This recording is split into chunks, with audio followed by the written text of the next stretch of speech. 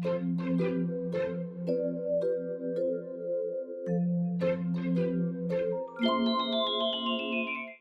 everyone, and welcome back to my studio. Today was the officially last day of Mermay.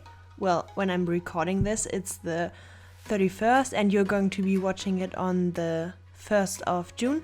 And I'm super excited for this challenge to be over, and I wanted to do this kind of recap with you guys where I show you the last few of my favorite speed paints, not all of them, but the ones that were kind of like standing out to me. And I wanted to look over Mermay. How has it been? Have I learned anything? What has this challenge done to me? And what was my experience finishing this kind of long and very one-sided challenge? When I started with Mermay, I actually didn't really know much about mermaids. I didn't really draw, I didn't used to draw mermaids at all actually, and I remember the first drawing I did, I was very clueless, didn't know what I wanted to do with the drawing, didn't really know where I should start, how I should do the pose, and I was kind of lost. And that's something that has improved immensely during this challenge. I feel like now that I've completed all the drawings, I'm some kind of mermaid drawing expert, and I've seen a lot of different types of mermaids, have drawn a lot of different types of mermaids, and I've also changed my way of going into a drawing like the ones I did for Mermay. And you can now see my drawing I did for the prompt lily pond and also koi fish. I combined the prompts because I didn't have as much time on my hands.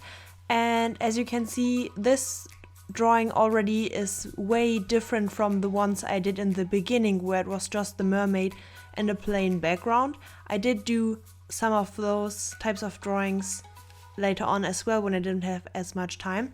But as Mermay progressed, I wanted to do some more background kind of stuff and mix it up and try new things, step out of my comfort zone, and do different mermaids that would challenge me a lot. And this is a challenge, but after a few days I felt like I was doing the same thing over and over again. And I think that's the cool thing about this challenge, is that if you do a lot of the same theme over and over again, you will start to want to branch out a lot, and you will want to try new things, experiment with lighting and with backgrounds and poses, and that's something that happened to me after a few days.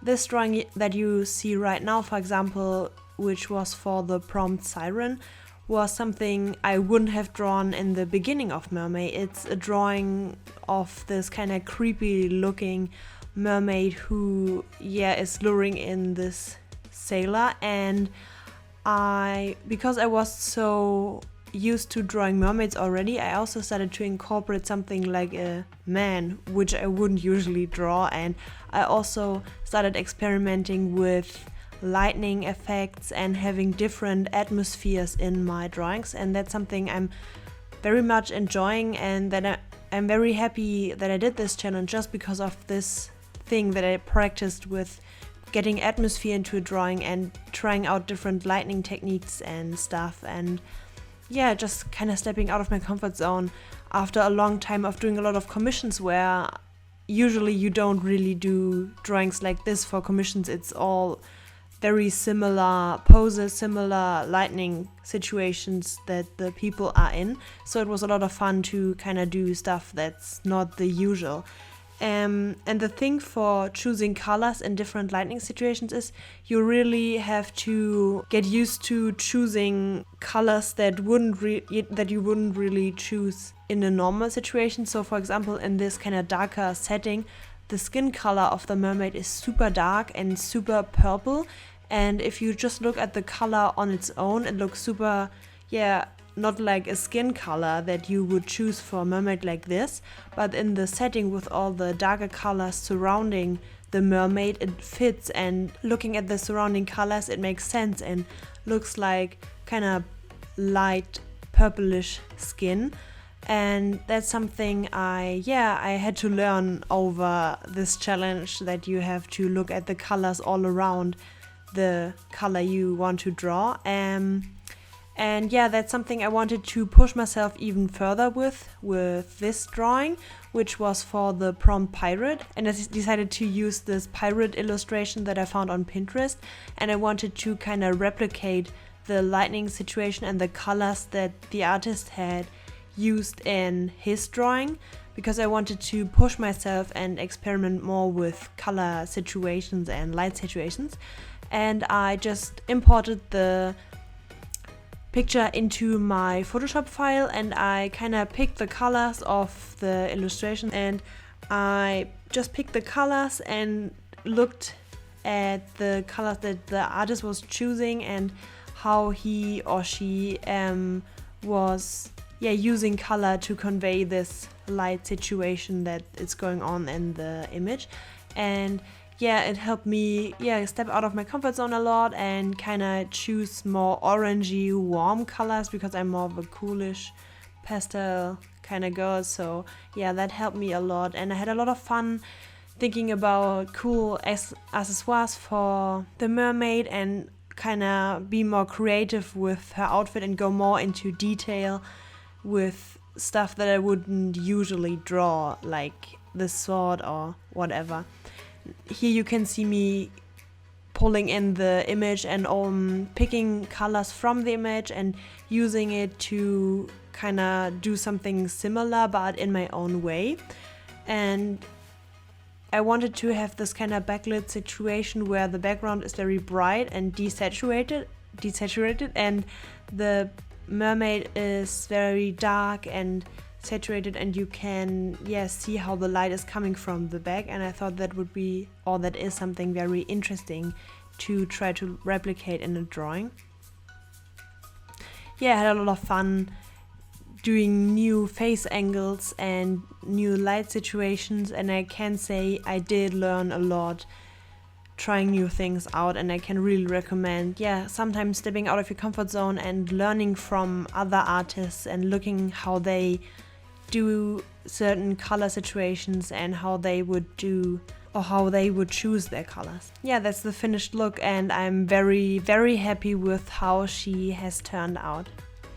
Now for Disney, I really wanted to kind of replicate a screen cap from Ariel, because she's the famous Disney mermaid, and I did struggle with drawing her eyes in a way that would look like Ariel and that matched kind of the vibe I wanted to go with. And I experimented a lot with face angles and how I wanted her to look, and I kind of changed her expression up a little. She looks more surprised in my drawing, but I think it's a very cute look for her and I really like it. And I kind of, when I imported the image into my Photoshop file, I kind of traced over the approximate positions of the different things, so where approximately Ariel is and this rock beneath her, so we have a better match in the end. And then I just kind of hid the layer with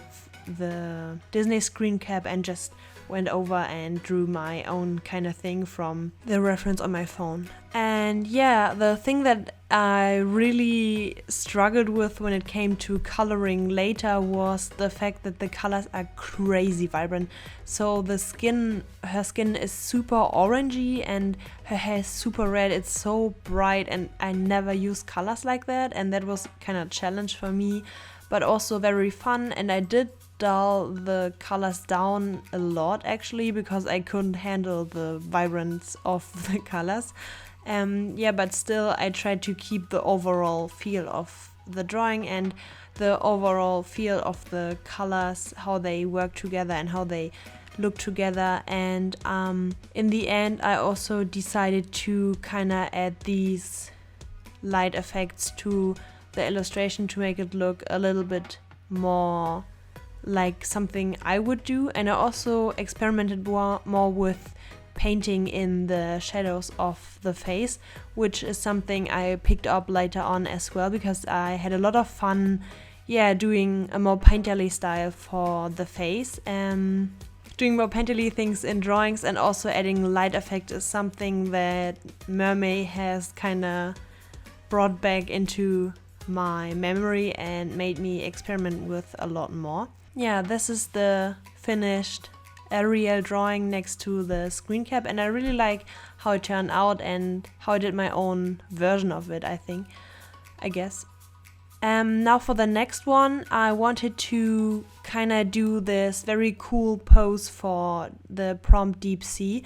I was looking into dangerous looking deep sea fish and stuff, and I wasn't really feeling that, so I searched for deep sea diving and I found this image of a girl diving up to the surface, and I really liked it. And I tried a technique that I have seen with other YouTube artists that they use, and I made this kind of Photoshop mock-up of the drawing I wanted to draw in the end. So I brought in different images from this shipwreck, this girl, and also the background, brought them all together in Photoshop and kind of made this Frankenstein version of the drawing I wanted to have in the end.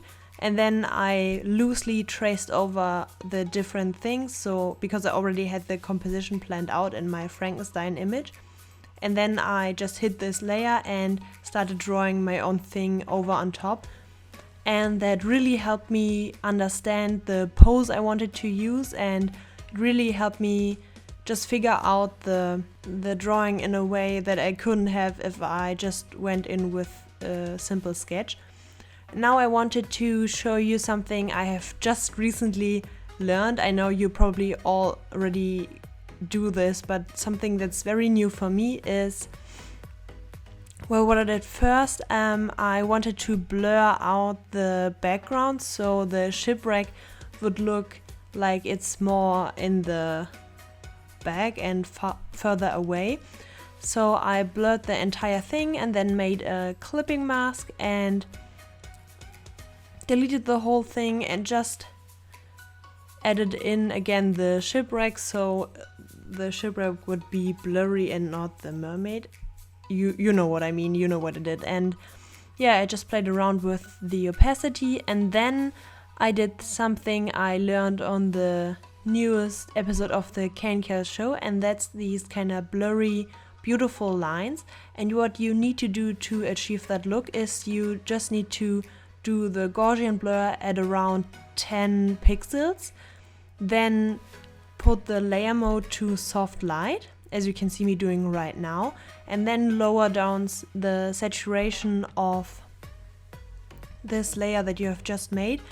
And now you can see me, lower down the saturation and the brightness, and just play around with the sliders, and you can see it creates this very soft, beautiful look, and it enhances the colors and the contrast. And it's something I've just learned, and I really enjoy how this looks and how this brings the piece together and makes it look so soft and beautiful. And this is actually really one of my favorites this month, and I really am happy that I pushed myself with the pose and that I tried out this new technique that I have just learned. And the next one that I'm going to show you is for gems, and I wanted to really practice my face shading painting technique, if you want to say so. I just did the lines as usual, because for me, I see a lot of artists paint straight from the sketch, and that's something that's not really working for me because that's not how my brain works. So I first did all the line work and then went into the painting and kept the lines pretty much through the whole progress, so I still had the lines to go off from. And I blocked in the local colors just like I usually would, but then I went ahead and did a lot of painting for the skin, for example. So I did a lot of layers of shadows, slowly built them up, blurred them out, built them up again, blurred them out, and I just added a lot of layers and kind of played around with lights and darks. And something I've learned is that you always have to have this even mix between light and dark. So you have to have light, dark when you shade. So for example, the nose is very dark, but then next to it is this light part of her face, and then again a dark part. So you have this kind of mix that makes everything look very cool. And suddenly when I drew those pearls, the recording just stopped, and that's why we don't see the end. But what I did in the end is just I colored all the lines and kind of made the pearls look a little bit better, so they would look more round and like real pearls and not like this flat kind of thing. And I also added these reflections that would kind of mimic this look of gems being hit by light. And now we're doing the final scroll of your amazing mermaid drawings this month. It's crazy that the challenge is already over, and it kind of feels like it has gone on forever.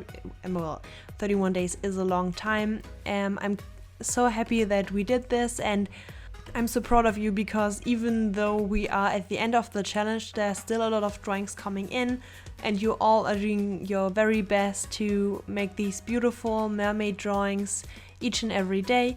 Some of you couldn't make all the prompts, and that's absolutely no problem at all. You still did a lot of amazing drawings, each of you, and I loved scrolling through. And if you want to see them all, check them all out. The hashtag MERSONIA2019 is still up, and please check them out, give them some love. You all did amazing. And yeah, my plans for the drawings I did for Mermaid this year is I definitely want to do a zine where I just kind of combine them all together, and also want to add in the sketches I did for the individual drawings. And I wanted to also make some prints and stickers from the drawings I did, so I can share them with you guys.